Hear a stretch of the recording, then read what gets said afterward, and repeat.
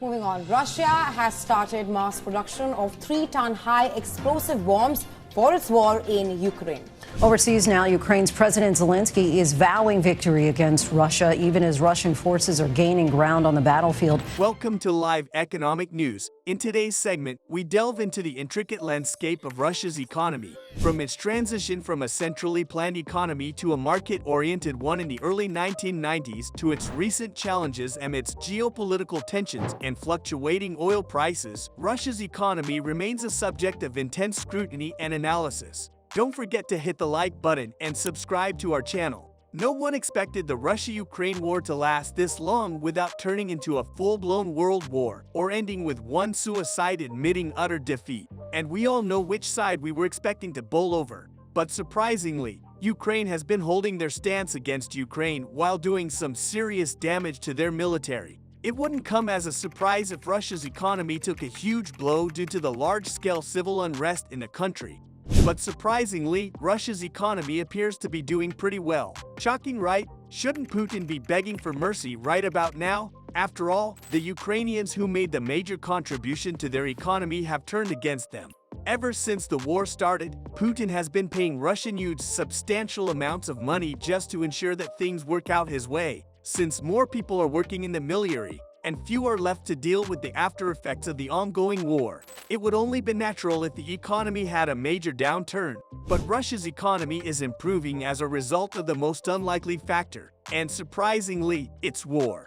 Despite being cut off from some of the major global markets, Russia still surpassed the United States and the United Kingdom by 3.6% due to its outrageous investments in the military. Just 2 years ago, Russia was spending just $270 billion on its military. But in 2023, its budget went up to a whopping $353.8 billion on military equipment alone. Many economists have made predictions that Russia's economy would suffer a huge blow if it continued to spend at this rate, considering how it continues to spend super expensive dollars on some advanced military equipment. And that's not all. Howard J. Schatz, a senior economist, recently revealed that President Putin has been showing his nice guy side by not only paying bonuses to people joining the armed forces, but also by paying the families of the deceased soldiers and the wounded soldiers that were lucky enough to make it back home. But how exactly has President Vladimir Putin managed to cover all these costs when Russia is barely raising that amount of money? Well, it turns out that Putin has been funding it by not only increasing taxes, but also by making use of the National Wealth Fund and borrowing. And when we're talking about borrowing, he's been doing it in a massive way. While citizens have been offering prayers that Russia wouldn't end up knee-deep in debt after the war ends, Putin has totally different thoughts on the economy. President Putin recently revealed that Russia's economy has greatly improved due to the country's recent attempts at agricultural self-sufficiency and their newly formed trading partnership after the United States and other countries at the forefront of the world's economy decided to stop trading with them. One of their newly acquired trading partners was recently revealed to be North Korea, which shipped about 7,000 containers worth of military ammunition and equipment to Russia. While the South Korean president admitted this fact himself, North Korea denied it. North Korea has definitely taken advantage of their recent collaboration with Russia, as Japan recently revealed that North Korea had been testing their recent weapon technology on eastern waters while driving fear into the hearts of their neighbors. The Japanese government didn't take this too kindly, considering how they had almost gotten caught in the Russia-Ukraine war after a recent dispute with President Putin. So why would North Korea turn their backs on their own brothers just to form an alliance with Putin? And why are Moscow and Pyongyang denying the existence of any weapons deal between Russia and North Korea? Rumor has it that North Korea received some badly needed food supplies along with monetary assistance, which President Kim Jong-un needs to upgrade his army. But despite all Putin's efforts to stay unaffected by the war, Ukraine has been pounding away at his armed forces. Just recently, Ukraine made some long-range strikes that didn't just kill a couple of Russian soldiers, but also forced the Russian government to issue an evacuation order. But the war is far from over for Ukraine, cause it was just recently revealed that the first soldiers who went out to battalion were badly in need of supplies because they had not received some of the weapons that had been promised to them by some European countries. Many Ukrainians have also lost their lives or gotten injured in one form or the other due to the war between Russia and Ukraine. In fact, the current situation has gotten so bad that most universities and colleges are now making plans to close down and switch to remote learning. The Ukrainian president decided to make this crucial move after President Putin won another presidential election that would see him rule over Russia for 6 more years. While the government announced that President Vladimir Putin had won the presidential seat with 87% of the general public in his favor, there are many who believe that some foul play may have been involved. After all, the Russian president is quite popular for shutting down any voice of opposition during his reign. While Ukraine appeared to be gaining the upper hand in the first stages of the war, the tables have now turned on them.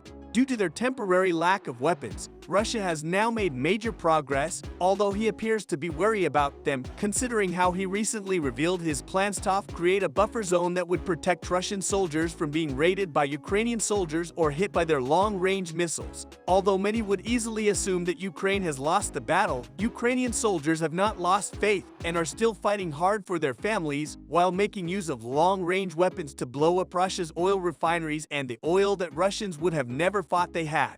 But that's not all. Some soldiers who claim to be from Ukraine have also tried to cross Russian borders to kill them from within. After learning of the dire situation of Ukrainian soldiers, the President of France and the United States, among other European leaders, have now promised to provide support for Ukraine in the near future. While waiting patiently for their new weapons, Ukrainian soldiers have doubled up their efforts to win this war while causing trouble for Russian soldiers. Just recently, some Russian regions suffered major damage from Ukrainian drones in what could only be called a brutal shootout. It wasn't just the military that was taken aback by Ukrainian soldiers' actions this time. President Putin was so scarred by this event that he decided to issue a warning to European countries that if they eventually decided to show support in the form of manpower or military equipment to Ukrainian soldiers, it would put them a few steps closer to the start of World War III.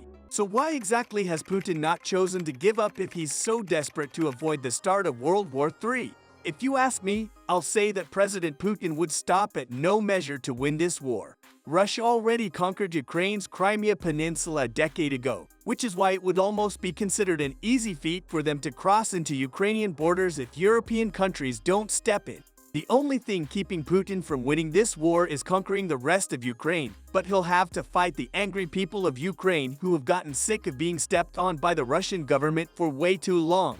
Despite President Vladimir Putin's threats, the French president recently revealed that he would not hesitate to send troops to Ukraine if there's a need for it. But in the meantime, he would stay still since Ukraine is still holding its ground against Putin. While some of the world's leaders have tried convincing Putin to make peace talks with Ukraine, he revealed that he wouldn't be tricked into an agreement that would give Ukrainian soldiers plenty of opportunity to rearm and shoot them in the back, especially now that they had long-range weapons on their side.